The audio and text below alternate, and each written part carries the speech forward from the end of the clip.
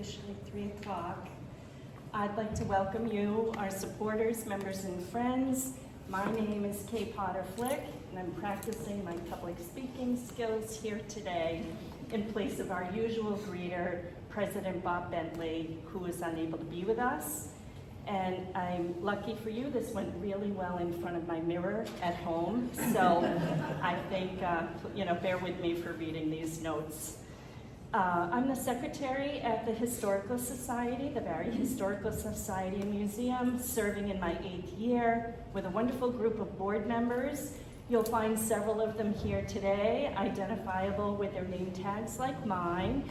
Kelly Murphy is one of our directors. Honorary Director Dan Stevens and our former president is here. Mike Perkins, our new director, is here as well. I hope I'm not missing anybody else. Thanks to everybody that contributed to coordinating this event today. I want to mention that this free program wouldn't be happening without the incredible support from our many impact partners, our corporate sponsors, and many membership supporters and lifelong contributors who, lucky for you all, there are too many to list here, so we'll go with that. We welcome your support as well. If you're not one of our contributors already, there is a donation jar on our refreshment table in the back. We appreciate your consideration, but if that doesn't work for you, we're still glad you're here, and we hope you'll consider us for another time, helping us to continue this free future programming. There is a clipboard in my hand that's going to be circulating the room. We'd appreciate you adding your name as an attendee here today. We invite you to add your email address too if you'd like to receive our periodic news and announcements. And if email isn't your thing, you can check out our website anytime, where you will see all our donors listed there, as well as lots of other information on who we are, what we have going on, what we've done in the past. Thanks to our assistant treasurer, Joe Hood, who moonlights as our IT expert, keeping our website current, looking terrific, and it's always updated right to the minute. I'd like to thank our refreshment committee members, Kelly Murphy, Barbara Potter, for their baked goods today. And if you haven't stopped by in the back, please do so at the end of the program, which we expect will last approximately just under an hour. I've got one more commercial advertisement before I introduce Lisa. We're doing a group gathering for our Christmas party, our holiday party this year, where we are including many of the Historical Society groups and the commissions from the surrounding towns of Barre and around the Quabbin Reservoir. We invite you all to consider joining us as well. This party will be held on Sunday, December 7th at 1 o'clock at Hartman's Herb Farm, where you'll hear about many of the area projects going on around us, which is always very interesting. Enjoy some great food, great company, and some friendly competition as we're planning a trivia game featuring our country's 250th anniversary fun facts. There will be a trophy awarded for bragging rights as well, and then next year we hope to do the same and pass that trophy around. The event, did I say, starts at 1, dinner is served at 2, tickets are $30 a person, and they must be purchased by Thanksgiving. So very shortly, all that information will also be on our website under the events category. So check there or call us, email us, we'd love to have you. All right, thanks for being here, and now let me introduce you to our presenter, Lisa, who is a lifetime Barre Historical Society member who especially loves old books, including cookbooks, biographies, and mostly any and all history books. I want you on my team for the trivia game at the Christmas party. She's learned a lot of history by roaming through graveyards as well, and thus this presentation is for us, where she shares interesting details of what she's learned so far. Please help me to welcome Lisa Marcel.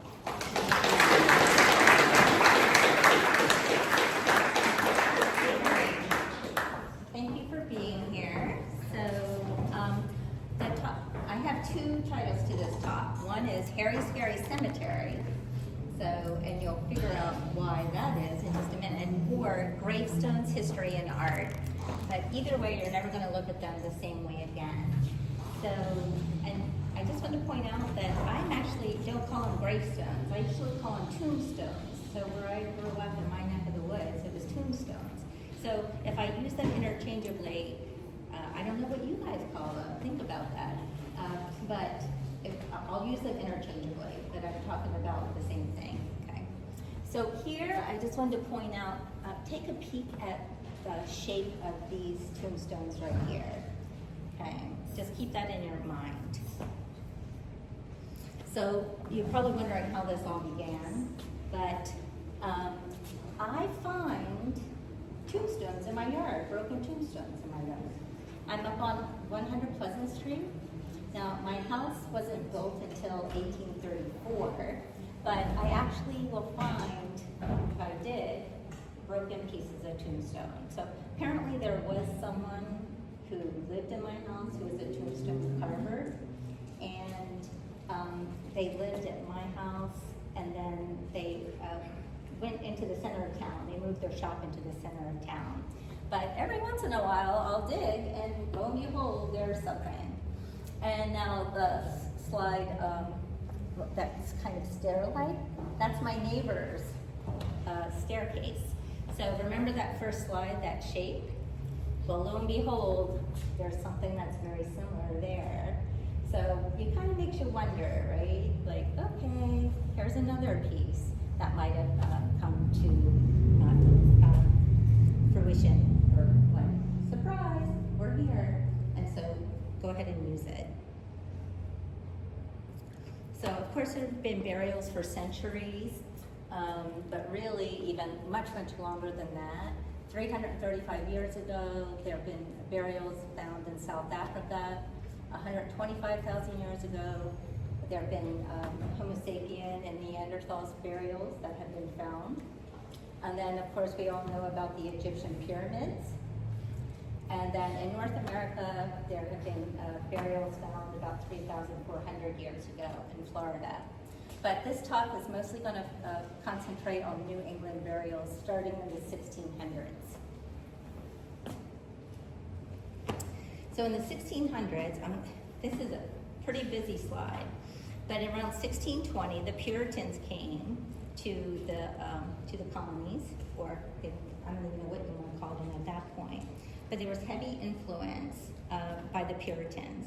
And before then, what you saw, or what people think, were that graves were marked simply with wooden crosses, and so there really is a whole lot of nothing to be found in the very early 1600s. So, and one thing you have to remember about the Puritans, I've really learned a lot about the Puritans, is that death was, of course, in the 1600s all around everywhere. So there's disease, there's childbirth. Childbirth was very, very dangerous before modern medicine came about. You also had contaminated food and water, no vaccines, no medical care basically really to be had. So they were really surrounded by death. You might lose all 10 of your children, for instance. So something that you were really, really attuned to every day, probably hearing of someone dying. Now, why is this important? So when you think about the Puritans, you often hear about how pious they were, and you think, oh, and this quote right here, the beginning of this quote, and yet loath be to die, is about why are Puritans so afraid to die? They're leading pious lives, we're going to go up to heaven, right?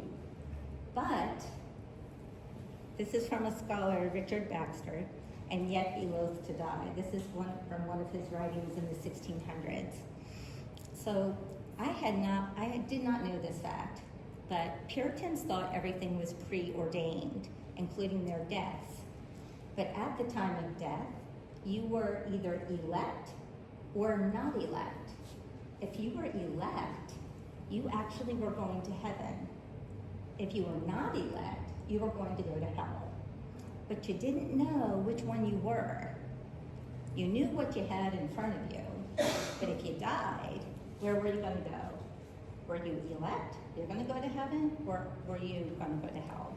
So that was a scary thing when you think about it. So heaven or hell. So in terms of tombstones, they were deathly afraid of idolatry, right? They didn't want to call attention to themselves in terms of being a godlike figure. So they basically shunned anything that might bring attention to themselves, even in death. And they were really afraid of ghosts. So therefore, you might be wondering why I had this boulder in a field. And the theory is they basically would take a big boulder after they buried their loved one. They take a big boulder and put it where the grave was, because they were afraid that the person they just buried would come back and visit them. So you put a big boulder on top so they didn't come back and visit you. They were definitely also afraid of ghosts, because that was a bad sign that you weren't part of the elect. So it kind of makes you wonder whenever I see a big boulder, it feels like, what exactly is that? Okay. So we're going to go back to the King's Chapel, which is a burial ground, which is in Boston, mostly because we don't have burials in the 1600s that we can really go and see in this neck of the woods.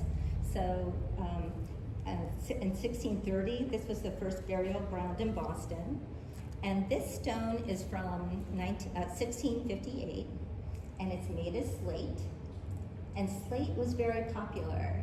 Boston was known for its slate and its slate industry, actually. People don't realize it, but slate was actually shipped up and down the East Coast. So that's how famous it was. But if you're looking at this particular stone, you're kind of loosening your grip. The Puritans are loosening their grip a little bit. And what you see is an actual name on a stone, where before you might have just seen initials, but you're seeing a name on the stone. And what you're also seeing is, here lieth the body of M. William Patty, aged 58 years, departed this life, August 1658. Now some of this is missing, so I'm not quite sure what that corner is. But you're seeing a misspelling to begin with. Here, there's definitely here, like this is here, and then here. So this is a misspelling.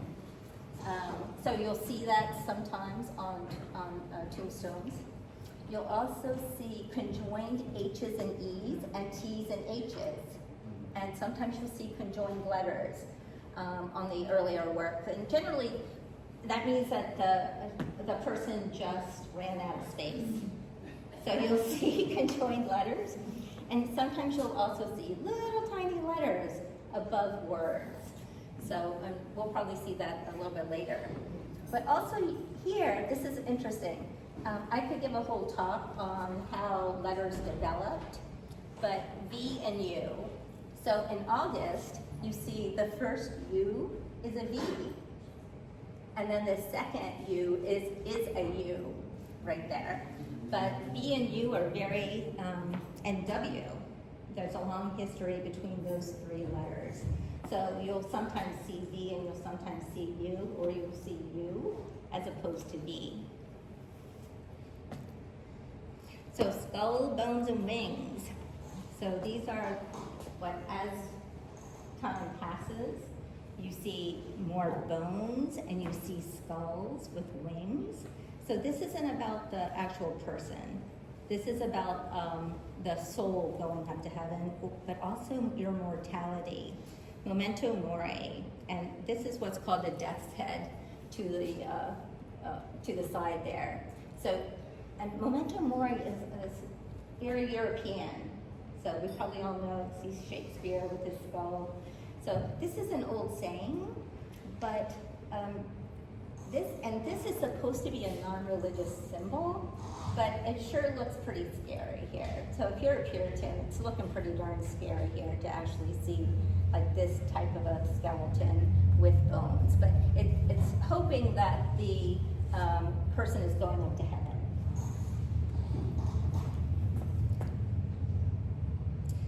So now in the 1700s, this is Elizabeth Payne.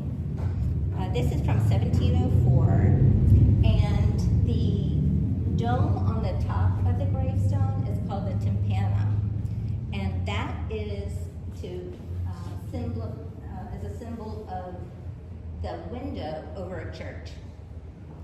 So this is like the gravestone itself is like the doorway, and then you have that little arch that is supposed to be a symbol of the chapel window, the door. So this is a very skilled carver, and here you'll see, here lies the body of Elizabeth Payne, wife to Samuel Payne, aged a mere 52 years, departed this life November the 26th, 1704. So some things that you'll see here, again, it's a very skilled carver, and then you'll see the hourglass. The hourglass is fleeting time. Time is fleeting. Oops. Time is fleeting. You'll also see wings on because time flies. So be conscientious of what you're doing when you're alive. Also, you have here a U as a V. So that, again, sometimes they mix up the U's and the V's in general. You'll also see a ye or a the, and I'll explain that in just a minute. But you'll notice here, again, the death head is a little bit changed. And again, that signifies mortality, and yes, that you're also going to decay. So here's some death head evolution. And what you see here is 1734, up at the top. I don't know, what is that, to your left? And that is called actually a bat head. So if you look at the wings are more bat-like than they are like angel-like. And then we have another carver who has a little bit of a happy face over here. So it depends on who your carver is as to probably what you want, as to what your death head is going to be looking like. But then, that's from 1748. In 1775, the lower left is from a Sewell family carver. So they live in Barry, and this is from Barry right here. But you're getting away from the skull, and you're going into faces here. Now, these are not supposed to be the faces of the person who's buried. It's just supposed to be an image of the soul. But I will tell you, if you go out and look at different gravestones, they have to be. Some of the faces that you see simply have to be. The carver knew who this person was, because you'll have to go out and look and see what I'm talking about. But you can see it's more face-like and then more angel-like wings. And then by 1795, this is also in Barry, this is from Daniel Hastings, you'll see that they've changed into cherubs. So you're getting away from skulls and scary things, and you're going into cherubs, loves, and the hope that the soul is going up to heaven again, but more in a cherub fashion as opposed to a skull and bone fashion. So why is the letter thorn? So I don't know if you heard me, but I said the. When we saw the ye on the one tombstone, the Y is actually the letter thorn. So the thorn, if you see, some people mistake it for the Latin letter, but it's actually developed into a Y, or what is like a Y. So, but it's pronounced TH. So it was in Old English, Old Swedish, Old Norse, and it only survives now in modern Icelandic. So the pronunciation is we all say, hear ye, but it's actually hear thee. Or when you see the Y, quote unquote Y, but it's really thorn-y, that's actually the. That's how you're supposed to say it. And the same thing with the YT. YT is this, or that. It's not yet. Often when you look at it, you think, oh, that's yet, but it's not. It's this or that. Why did this change eventually? Because of the printing press. So if you already have a TH, why are you going to use a Y during printing? But you'll still see this on stones. But again, when you're thinking of ye old shop, it's really you should pronounce it as the old shop. And you will see this on a lot of gravestones. I love that. Hear ye. I always said, hear ye, but it's really hear thee. So we have here two examples of one, the thorn, the quote-unquote Y, and the E, the, and then the number 1. And then up at the top, it looks like foot, FT. But that's actually a long S. So it's very different. There's a long S and also a round S. So what looks like the F there is a variation off of, it depends on who you talk to, but there's the first part of the Greek, German letter, which is that. So that's the first part of that. And then it goes also back to Old Roman.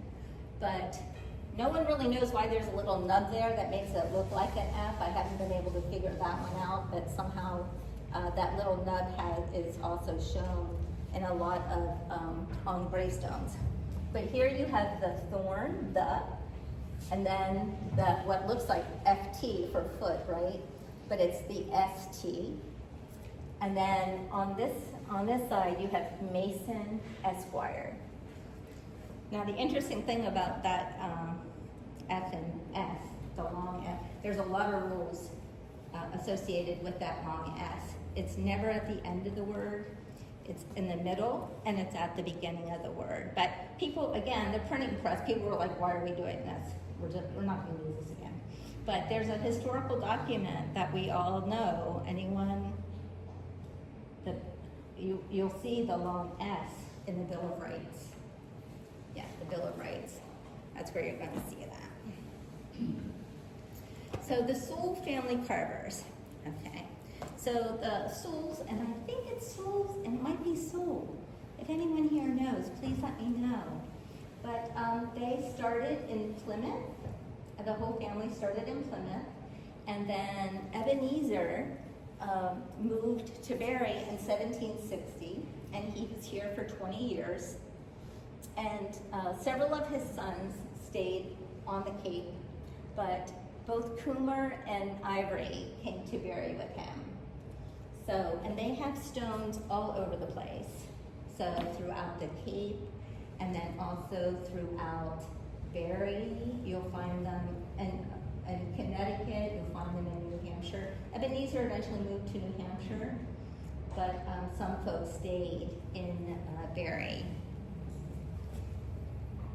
And what you see here, I was going around in the Buckminster burial ground, and so you see Susanna Sewell. This is her gravestone, which is to your right. And look at the death head. The death head has changed significantly here. And she's a cousin of the Sewells. And then I actually was roaming around, and this is Coomer. This is Coomer's gravestone right here. And again, look at the death head. It's very, very changed. Now, I have to thank the Antiquarian Society. They have the Farber collection of gravestones. My photos do not look like this. So there's been definitely a lot of lichen that has grown on the stones at this point. So it was really hard to even figure out that it was Coomer's stone. But so they actually have a really lovely collection of gravestone photos. So I was actually able to take these so that you can see what I'm talking about. Coomer's was also only 12 inches tall. Now, as I was talking, the death heads change, and all carvers would change. They would just kind of started doing a little bit of artistic license. So what the Souls are famous for is what's called the Soul Medusa. So this is literally, so as you notice, where are the wings? Are those wings or not? But the hair, that's what's called the Soul Medusa. So you'll see these in town also. This one is the one that's only 12 inches tall. And the skull is kind of gone by now. So you're not seeing a skull at all here at this point. Here's another picture of the Soul Medusa with much longer hair. So it makes you wonder, did they really know this person or not? Did this person have long curly hair? But you will see variations of the death head, but in this particular one you can see it. This is from 1773, and this is also from the photo from the collection. So carvers. So there were numerous carvers throughout. They were itinerant carvers. So I don't want to say anything in particular was this is a definitive look at a certain age, because different carvers had different looks at different time periods. So like the Souls you're not going to see the same imagery from a certain date to a certain date. They really changed things up. But very few carvers actually signed their gravestones, and if they did, it was below ground, so that you can't see them. As a matter of fact, I never saw a signature until a few days ago. And this particular stone had broken below ground, and lo and behold, here it is. His signature, and he's from Ashby. So this is Isaac Cartwell, and he even put down where he was from. Now, I haven't found a lot of other stones that, as a matter of fact, I've never seen a stone, but I haven't found another stone that is like his either, where and he's not listed. I haven't found anything regarding like, oh, he really was in Ashby, and there's thousands of his stones there. But what's interesting there is also, I don't know if you can see the 8. So there's an 8 right at the bottom here. I'll just point it right there. So that's how much it cost. So people would put their fee also with their inscriptions. So it's kind of fascinating to see that it's like, oh, now this is probably $8. This is from the 1830s, but of course there were also bartering that took place. And then it was kind of interesting because that stone at the very beginning in my yard, I was like, wait a minute, that actually was something below ground also, if you looked back. And I went back outside, and it's I would have brought it, except it's covering our bunny. And there was way too many ants underneath. But lo and behold, guess what I found? 5'6". So right there would have been the, right in this neck of wood, this would have been where it would be buried, right here. There was no other lettering though associated on that stone. I'm gonna look a little more carefully because one minute I'm like, oh, I think that's a C. Oh no, I think it's this. But this was definitely very distinct. So wording and inscriptions. So from the 1600s to the 1750s, and again, don't be too surprised if you see something that's outside of these time periods. But you see the changes in the wording. So here lieth the body of, goes to here lies buried or interred the remains of, and then it goes to here lies the body of. And then by the time you get to the 1750s, there's a huge switch. So you're going from the body, focus on the body per se, to in memory of, and then sacred to the memory of, or erected in the memory of. And just to remember, a lot of times people were buried and the stone wasn't erected at the same time. So a lot of times people had to save up for, to actually, to put up a stone. And here's an example of what I was just talking about. Change over time. So you see the death head up at the top. You see here Lyeth buried the body of Matthew Armstrong right here, 1671. And then the middle one is from Deerfield. So here lies Bird, you got a little bit of a misspelling there. The body of Joseph Bernard, and this is from 1695, but it varies instead of Lyeth, it goes to Lies, and buried, body of. And then over here by 1777, this is a Sewell carving. You're going in memory of right here by 1777. Now, anybody notice another difference? You're gone from all capital letters into small letters. So that's a big change. So the first two are all capitals, but then the second, the very far right is the use of small letters. And here is an example, again, the deceased, DEC with a little d above the deceased, and then August, AUG, and then an S and a T above. So sometimes, again, when they run out of space, they add more. They just kind of make small little changes. So consorts, or spouses, or relict. So spouses are called different things during different times. But, so for instance, this is relict on this particular gravestone. This is from the 1800s, but this woman was very, very old. She was in her 90s.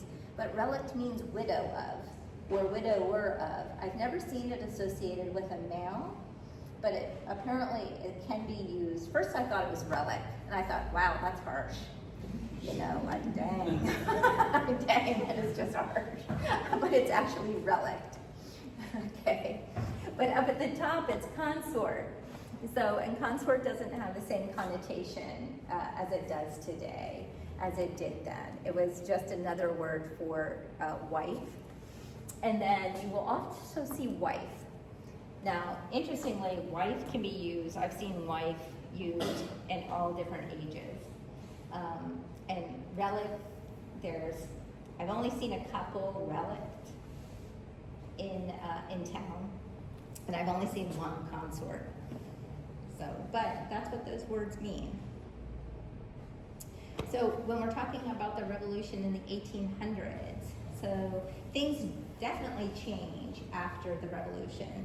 So even though I have some 1777s, there's a big change in the 1800s, and because of, okay, now we're a new nation, right? So now we're having a lot more neoclassical designs in our cemetery gravestones. So here, like, you see the pyramid, you see the dome, you see the, the death head has changed again right here. But you don't have the classic tympanum any longer. You have Doric columns on this one over here, which is on your right. So, and a lot more designs. But this all has to do with the revolution and how we focus now on freedom and kind of the new world that is now ours. So we're not a colony anymore, we're changing that. So one thing that is on here too is estasis, which is of the age of. Now this isn't the whole, sometimes you'll just see AE, which is age, or if you replace it to estasis, but that's not the whole phrase. But they cut it short, but what it means is of the age of. So it's has a few more words that's supposed to be there. So some of the changes that you're gonna see are the urns. So Greek symbol of mourning is the urns that you'll see on tombstones. So the Greeks cremated their dead, a lot of their dead, and then they would place them into urns. So you're gonna see a lot of urns on gravestones. So you're also gonna see willows, which is a sign of mourning. So you usually see the urn with the willow, which is, okay, you have a grief, basically mourning and grief. And you're gonna see a lot of different shapes of, again, this goes back to who carved the stone, and of course what the families wanted associated with it. So here's two very, very different willow trees. And then the urns, I thought this was so sweet. They had a little heart on there. Now the original Greek urns, if you look at them, the Etruscan and the Greeks, the urns are very, very different. So they actually have heads. So very, very different on the top of their urns. So, but we have nice little urns here. So the broken chain means a broken family, that the family's been broken. The wheat that you see here, that means a fruitful life. It actually has numerous meanings. It means a fruitful life. It means a prosperous life. It can also mean the cycle of life and death. So there's the thing that you would use to, what is that word, scythe or scythe? I'm never really sure about how to say that word. But you see the scythe there also, so that could be, again, the cutting, the death part of the image. And this was a very interesting one. This is in town. These are all in town. And this was in metal. So I'd never seen a metal stone before. This was on a monument. So you're getting into monuments as opposed to gravestones. So especially during the Civil War, I'll show you a little bit about that in just a second, but this is made out of metal. So this was not in a town cemetery. This was on one of the private cemeteries, but not too many metal things, I guess, around town. So pointing up, that means family, look up. I'm hoping that's where I'm gonna be in heaven. So just keep looking up. I'm hoping I'm going up there. So it's a reminder. So here you have the Masonic symbol over to your right. And then to the left, you have two hands clasping. So in this image, if you look closely, you'll see a lady's cuff and a man's cuff. So on the hands. So generally that means the reuniting of husband and wife.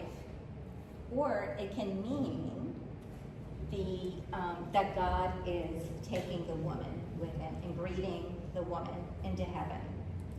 If it's a male cuff and a male cuff, it generally means that God is welcoming the man into heaven, the deceased male into heaven. And then of course the angel right here is innocence and purity and protection. Also, that the angel is there for protection of the deceased. So inscriptions. Inscriptions are a really fascinating thing.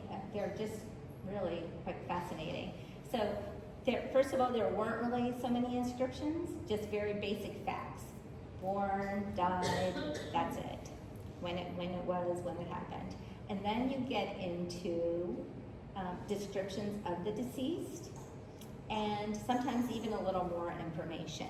So in this case, you actually have how he died. So he died of consumption. This is in 1805, and he actually, on the gravestone is actually that he died of consumption. Now to the right, you have a lot longer story. So basically it tells you that Mary F. was the daughter of a famous sea captain, that she married Henry Wheelock. She was born and she died. But then she also talks about her husband, who was born in Barrie, and he died in Boulder, Colorado, though. So where he was buried in a faraway land among strangers.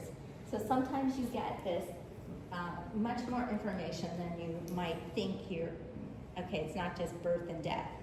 You're getting a lot more information about the deceased. And also next to this is another long inscription of somebody who died of smallpox.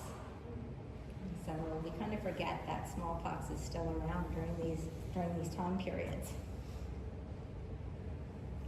So this is an unusual stone because mother, you have mother right here. That's generally the hand of God coming down and reaching to basically get the deceased. And this is facing west. So most graveyards or gravestones are going east and west.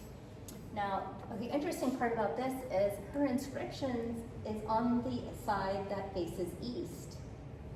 So this is, from a historical perspective, and this is around the world, people are generally buried so that they're facing the east. So the question is are the headstones, where is the body actually buried? Is it buried on the west side or is it buried on the east side? And why are you buried on the east side? So you can see the sun rising. So when the sun rises, you're going to be able to look and like, oh, there it is. And of course, what is sun? The sun, right? The Son of God, possibly, as an imagery. So the real question is which way is this person buried? Are they buried facing the west or are they buried facing the east? Now some of you folks may know more about this than I do, so don't be afraid to interject. But also you'll have family grave areas within a graveyard. So you often will see just the name on a large stone, and then you'll see individuals, mother, father, brother, sister, and there won't really be a lot of information on those, but a lot of those have disintegrated over time. You're changing from slate into different materials at this point, and you're dealing with acid rain. So a lot of times you're dealing with lichen and you're dealing with acid rain that are now destroying a lot of the stones, as you can see here. This one has a lot of lichen on it. So some of the different stones in Barry. So this is called a table stone right here. And I haven't seen another one in Barry before. They're very rare, and I've only seen a couple even on the internet. So they're in the South, and nobody really knows why. Some people say like, oh, it's so that when people come and visit, they can have a picnic there on the table. But a lot of people are like, no, we don't really think that's it. But there are actually table stones, and they really do look like tables. But this is still considered a table stone right here. There should be an inscription on top of this, and I didn't want to move the leaves. So I just thought it looked too nice. So I don't know if there is an inscription on this table stone or not. So this is down off of Peach Street. So then this is called a cradle stone, which is also very different. This is from 1822.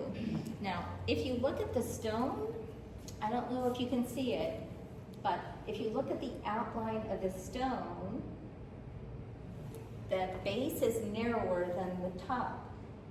So if you think about the old cradles, what's the shape of the cradle? The sides are in, right?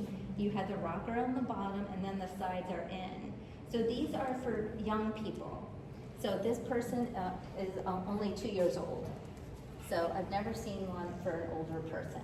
And these are really pretty rare also. So again, sadly, this is a little baby. But this is called a cradle stone. So where are folks buried? Okay, well, it kind of depends. It really, really depends. But so in the 1600s, you kind of put them wherever. They might be in a family. They might be in a family plot or a family area or just around the farm. if you had that. But generally you put people on the highest hill. And why would that be exactly? Why would you bury people on the highest hill? Because what? Important. Well, there's a couple different reasons, and mostly because then you can see them. You can see where they are. You know where they are up on the hill. Okay? So if you're worried about a ghost coming at you, guess what? You can at least see them when they're coming at you. But also, you don't have to worry about flooding. So if it floods, you don't really want anything coming up out of the ground. And you're also trying to push them into heaven. So the closer they are to heaven, you're thinking like, okay, they're closer to heaven, so we'll just give them a little push up there.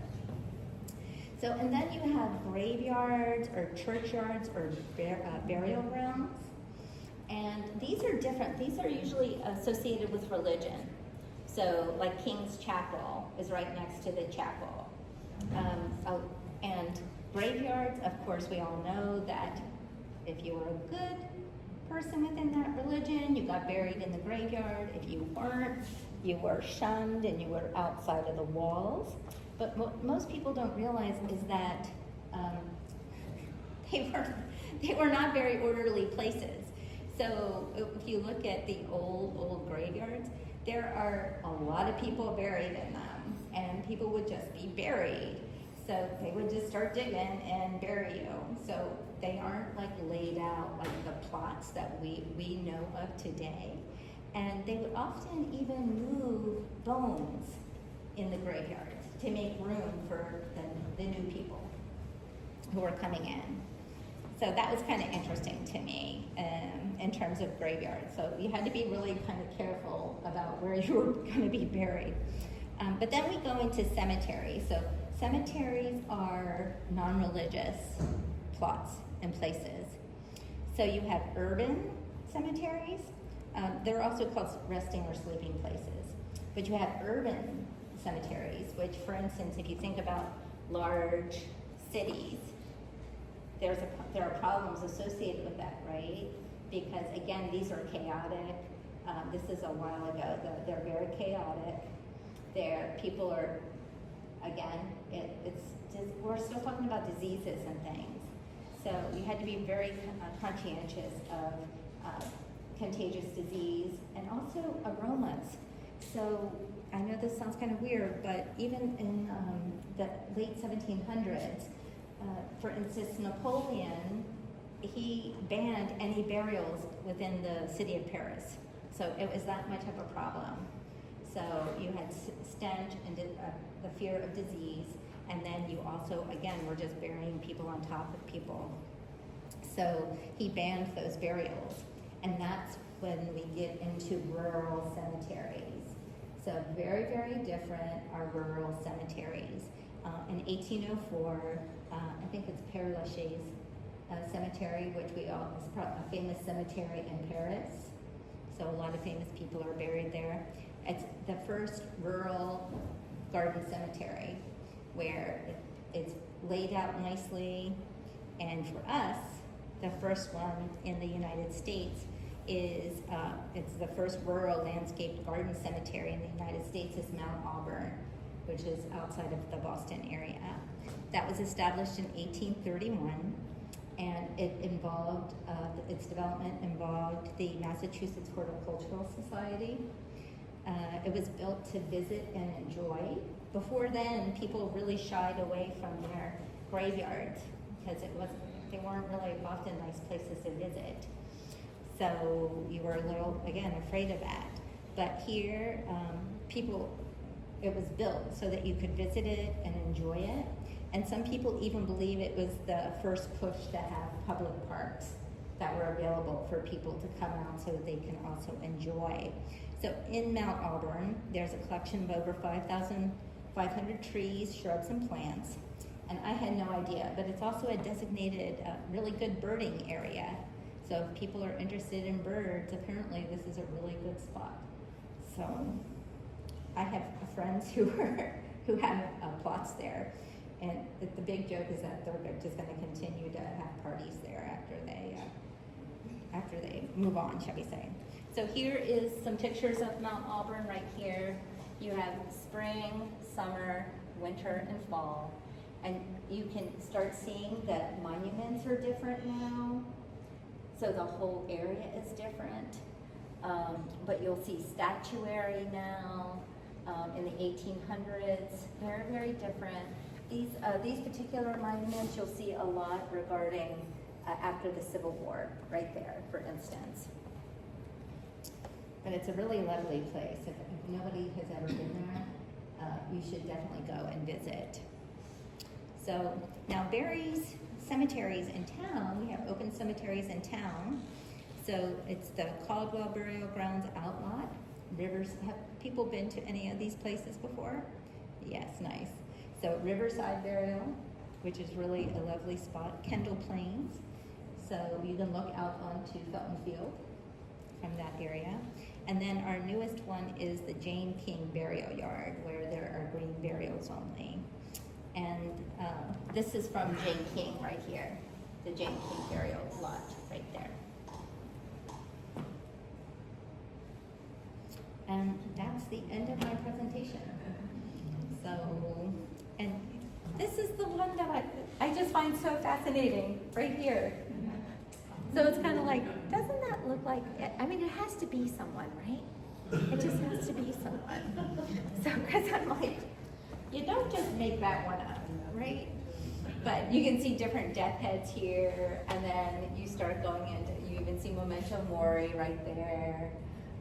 The one up at the table up there is from a priest. So that's like the communion table right there. So, and then you start with flowers. There's different flowers that you can get. And every flower has a different meaning also.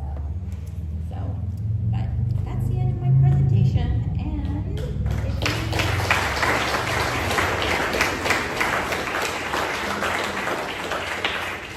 if by chance if you have any questions, I can probably try to help you with this.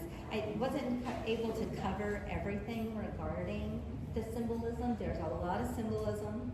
There's a lot of initials that you can put on different gravestones. There's just, but I can certainly help you if you have a particular gravestone that you are interested in. We can certainly go look at it, or if you have a picture of it, I'd be happy to glance at it with you. So that, yes. What's the oldest stone here in Barry that you know? The oldest stone in Barry that I've come across is the early 1700s. In the 1700s, I haven't seen any from the 1600s. So it's weird because you ended up with Boston, Worcester, and then also even Deerfield. So in between, you actually have some blanks. So, but those aren't marked stones, right? Those are marked stones where I'm not saying people weren't here, but most likely they were wooden crosses. But the earliest ones I've seen, and again, like the souls from some, they're very hard to see. They're very, very hard to see. I'm kind of like, ooh. And people do clean gravestones, but there's a question mark is, should you clean them? You would never clean a gravestone unless you had the family's approval. So, and some people say the best way to clean is with just water, as opposed to some of the agents that people do use now, which are, it's called D2. So there's a company called Atlas Preservation, and they sell a solution that's called D2. So a lot of people think that you should just use water. But the earliest ones I've ever seen in Barry are really just from the 1700s. As a matter of fact, probably 1760, somewhere around there. Which cemetery did you find the oldest stones in? I saw Buckminster. Yeah. That's where Coomer is, and Susanna are there. So now this is interesting because I couldn't find some cemeteries. There were some cemeteries that I simply couldn't find. Now, I'm not from town, so I'm sure if I had spoken with someone that they would. Okay, here's Liz from the Cemetery Commission. So if you would like to go to any of the cemeteries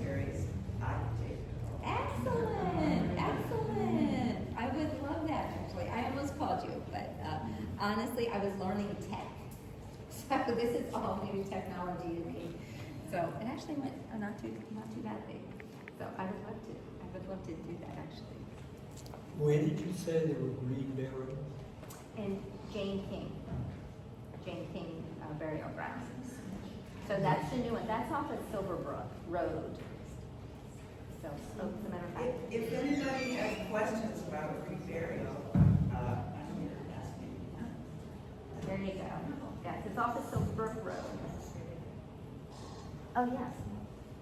Oh, hi. I was wondering how many different carvers are represented on that slide that you have there? Oh, I would say, oh golly, these are, oh gosh, probably about, one thing I should say about carvers is there are people who can look at a stone and tell you who the carver is, Exactly. but that's not me. So this is probably maybe, if you look, maybe 6 or 7, maybe up to 10 different carvers are here. okay. Yeah, yeah. So, I have the Jenkins Cemetery on my property. oh yes. And so I'd love to have you come visit. I was there, and you know what? That's where the inscription, the carver with the stone that has the inscription is there. So I was like, wow. So, and it had broken off. It's basically on the ground, and you can see where it was buried. And I was like totally in shock that I saw that. Chris So we went Jenkins visited, he did some work for me. He's a terrific stone person. there. And he said, just for the fun, but I'm gonna go look at the cemetery to see if any of my family's buried there. Oh. And he found his great-great-great-grandfather. Oh, nice, nice, very nice. Yeah, that's actually where I found the carver's inscription. So on that stone, on a stone that's in Jenkins. So Maybe that's where he got his talent. maybe, maybe, because I'll tell you, it's quite a talent. Now, things have changed a little bit because we're going from carvers, and now, of course, there's so much technology.